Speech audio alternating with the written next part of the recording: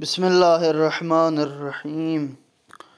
احکام فقہی، غیر محرم عورت سے ہاتھ ملانے کے احکام۔ سوال نمبر 1، کیا مسلمان مرد کا گیلے ہاتھ سے کسی کافر یا اہل کتاب سے ہاتھ ملایا جا سکتا ہے؟ جواب، اگر یقین ہو کہ کافر غیر کتابی یعنی عیسائی، یہودی و زرتشت کے علاوہ ہے تو ہاتھ نجس ہو جائے گا۔ سوال نمبر 2، مرد کا عورت اور عورت کا مرد سے ہاتھ ملانے کا کیا حکم ہے؟ جواب، اگر حائل یا دستانہ نہ ہو تو حرام ہے۔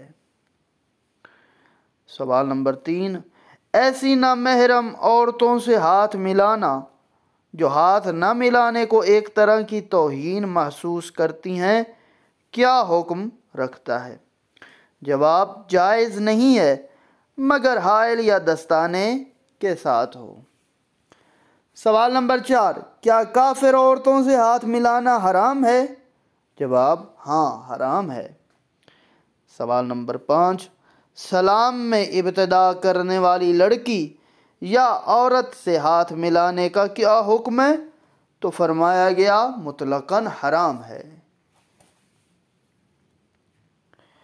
کسی نامحرم عورت سے ہاتھ ملانے کا کیا حکم ہے؟ جبکہ منع کرنے کی صورت میں ان کی ناراضگی اور قطع رابطہ یا والدین کے اعتراض کا سبب ہو سکتا ہو تو کیا حکم ہے؟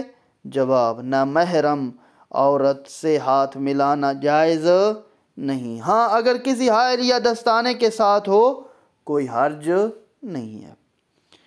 سوال نمبر 7، مغربی ممالک میں ہاتھ ملانا ایک طرح سے سلام کرنے کے مترادف ہے۔